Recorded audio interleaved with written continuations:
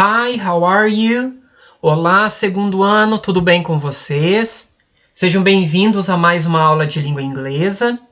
Hoje nós vamos dar sequência nos nossos estudos e, para isso, eu convido vocês a pegarem o conteúdo, pegarem o material de vocês lá nas pages 24 and 25.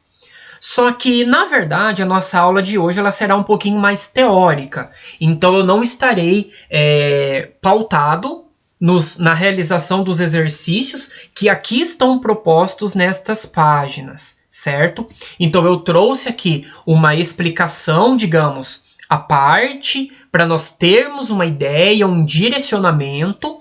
Aí sim, eu vou propor para vocês a realização de um exercício ou outro. E na nossa próxima aula, aí sim nós vamos realizar os exercícios propostos lá nas pages 24 e 25, tá? Então, basicamente, nós vamos ter uma aula mais teórica hoje. Apenas para vocês se localizarem, se vocês pegarem o material nas pages 24 e 25, vocês verão que nós vamos falar sobre o Present Perfect 1, tá? Então, nós vamos falar sobre esse Present Perfect, que inclusive é um tempo verbal que nós já estudamos, então ele já é um velho conhecido nosso, e nós vamos retomar então um pouquinho um trabalho sobre ele, e lá no finalzinho eu vou falar então sobre a diferença do Present Perfect e do Simple Past, ok? Então vamos ali para nós iniciarmos. Caso vocês queiram anotar estas explicações, vocês podem anotar no caderno de inglês ou aqui no cantinho do material mesmo de vocês. Ou então, caso vocês não julguem necessário neste momento, vocês poderão voltar depois nas aulas, tá? Na videoaula, e vocês têm acesso às explicações novamente. Vamos lá então. Present Perfect. O que é, para que serve?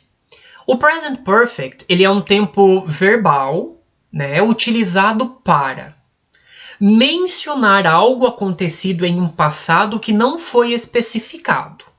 Ou seja, eu vou falar de algo que aconteceu no passado, mas eu não disse quando aquilo aconteceu. Então, por exemplo, eu viajei para Londres mês passado. Quando eu digo mês passado, eu disse quando essa ação aconteceu. Então, por isso, a estrutura dessa frase ela fica no passado simples, que é algo completamente diferente disso que a gente vai trabalhar. Já se eu digo, eu viajei para Londres, então eu estou falando de uma ação ocorrida, mas eu não especifiquei quando isso aconteceu, certo? Olha um outro exemplo que eu coloquei aqui para vocês. I have tried this recipe. Então, o que significa? Eu provei essa receita. Então, alguém ofereceu um prato, alguma coisa, você fala, eu já provei essa receita antes, mas você não disse quando você provou a receita. Então, é o exemplo de uso do Present Perfect. Segunda regrinha, nós também usamos o Present Perfect para falar de algo que começou no passado e que ainda continua, certo? Então, algo que começou, mas não acabou ainda. Então, olha ali o exemplo. I have worked here since 2007. Então, eu trabalho aqui desde 2007. Então, nós usamos o Present Perfect, one, que é esse que nós estamos tendo contato agora, para falar destas duas situações. Algo que aconteceu no passado, que eu não disse quando, e algo que começou no passado e que ainda está acontecendo, ainda continua. Ok?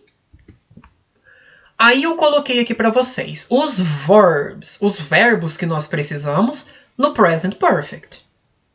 Precisamos do verbo auxiliar e precisamos do verbo principal das frases, Vocês já devem estar até cansados de saber que para todo tempo verbal nós usamos um verbo auxiliar e junto o verbo principal. Os verbos auxiliares são os seguintes: has e have. Então, has é usado na terceira pessoa, he, she, it, e o have é usado para I, we, you, they. Então, isso daqui sempre vai ser isso, não vai mudar, ok? E o verbo principal, pessoal, ele é um pequeno detalhe, tá? Para nós fazermos a utilização do Present Perfect, nós vamos recorrer à nossa lista de verbos, tá? Que ela andou um pouquinho esquecida. Caso vocês não tenham uma lista de verbos, aquela que geralmente eu entrego para vocês, na página 32, na page 32, vocês têm ali alguns verbos irregulares. Vocês têm uma listinha, tá? Que vai ajudar bastante a gente. Só que quando nós nos deparamos com esta lista de verbos, para nós usarmos no present perfect, nós precisamos do verbo no past participle. O que é isso? O verbo na terceira coluna da tabela, certo? Então, nós geralmente pegamos o verbo da primeira coluna e usamos a sua forma lá na terceira, ok?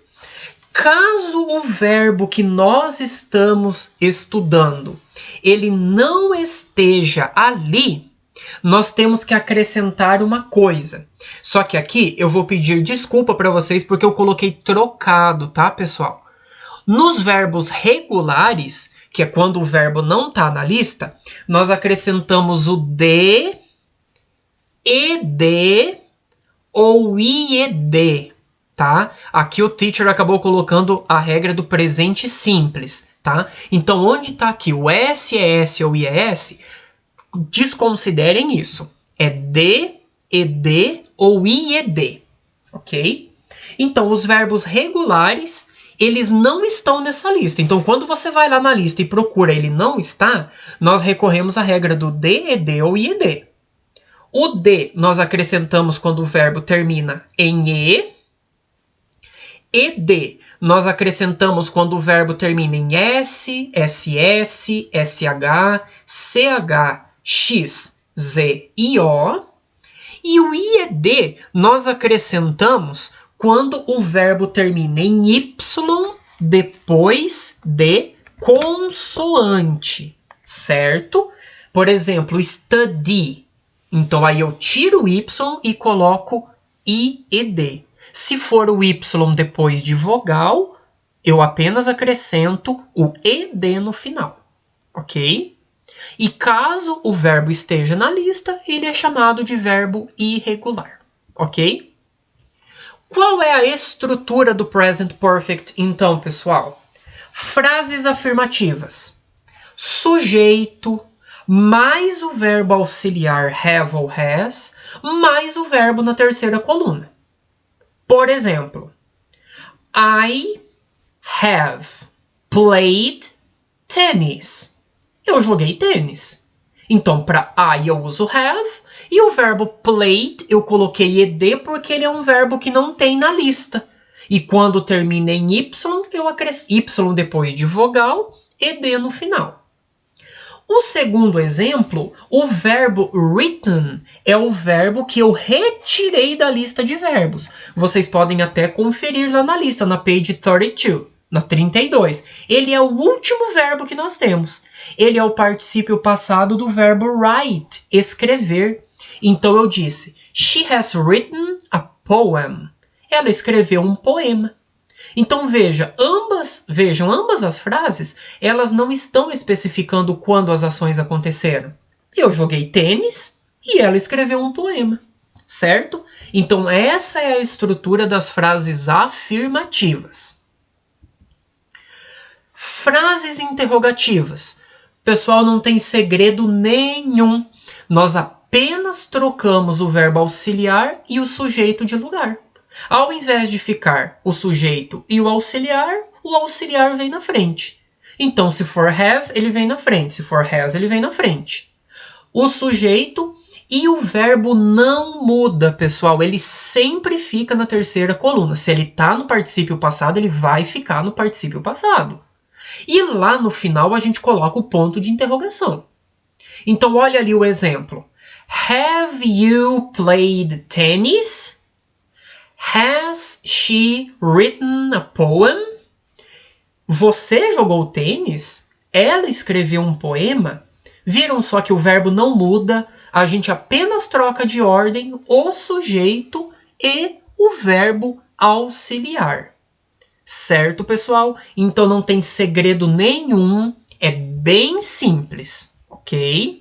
Lembrando que se vocês quiserem, vocês podem ir anotando aí no cantinho todo esse conteúdo para quando for necessário retomá-lo, ok? Seguindo, nós temos então, para finalizar essa estrutura, as frases negativas. As frases negativas também não têm segredo nenhum.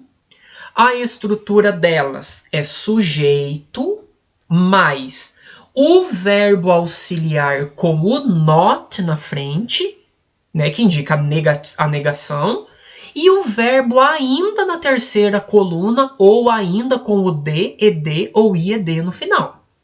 Lembrando que eu posso escrever have not, ou então usar a forma contraída haven't, e has not, ou a forma contraída hasn't, ok? Olha lá os nossos exemplos então. I have not played tennis. Ou I haven't played tennis. Então, lembrando que o verbo ele sempre continua no passado, o verbo principal. E eu posso usar have not ou haven't, certo? She has not written a poem. Or she hasn't written a poem. Então, has not ou hasn't. Então, na tradução nós temos eu não joguei tênis.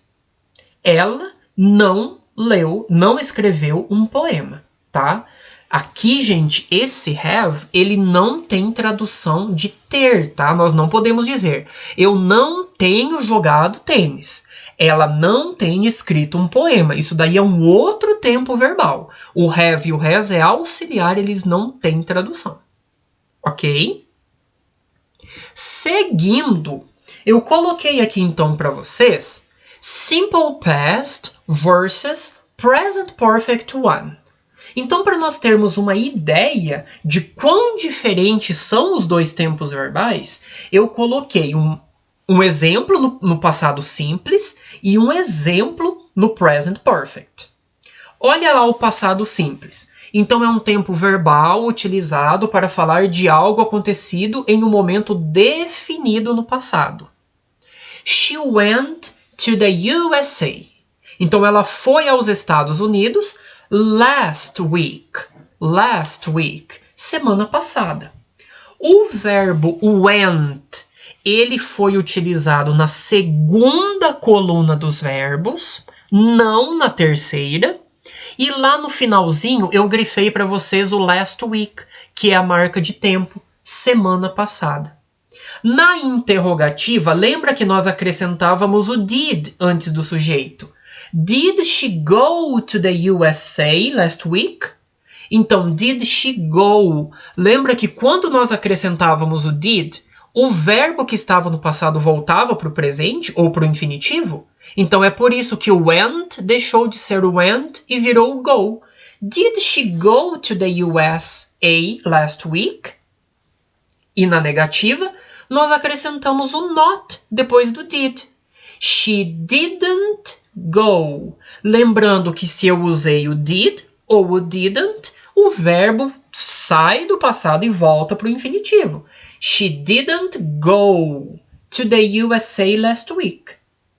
Certo? Então isso nós também já estudamos lá atrás, tá? Agora, olha a mesma frase no Present Perfect. Então, o Present Perfect está falando de um tempo indefinido. Enquanto em cima era ela foi aos Estados Unidos semana passada, aqui embaixo simplesmente ela foi aos Estados Unidos. Então, she has gone to the USA. Então, o verbo go, que é o verbo ir, ele fica gone na terceira coluna. E nós usamos o auxiliar has, ok? Olha na interrogativa, nós só colocamos o has antes do sujeito. Has she gone to the USA? E na negativa, she hasn't gone to the USA. Certo? Então, o verbo auxiliar vai na frente ou recebe o not na negativa, mas o verbo principal ele nunca muda. E a principal diferença entre os dois tempos verbais é Simple Past define o tempo, ou o momento em que aconteceu. Present Perfect não define o tempo ou o momento. Ok? Aí, pessoal, aproveitando que nós estamos falando de Simple Present, de Simple Past e de Present Perfect, eu vou propor que vocês completem para mim essa tabelinha do Exercise 5 que está na page 25, tá? Lá no Focus on Language. Vocês têm que completar essa tabelinha com os verbos que estão ali, no Simple Past e no Past Participle. Então, por exemplo, vocês vão lá na lista de verbos na página 32. Vocês vão olhar lá na primeira coluna, o verbo go. Como que ele fica na segunda coluna do Simple Past e como que ele fica na terceira coluna do Past Participle. Gente, é basicamente copiar da tabela que tem na página 32. Ok?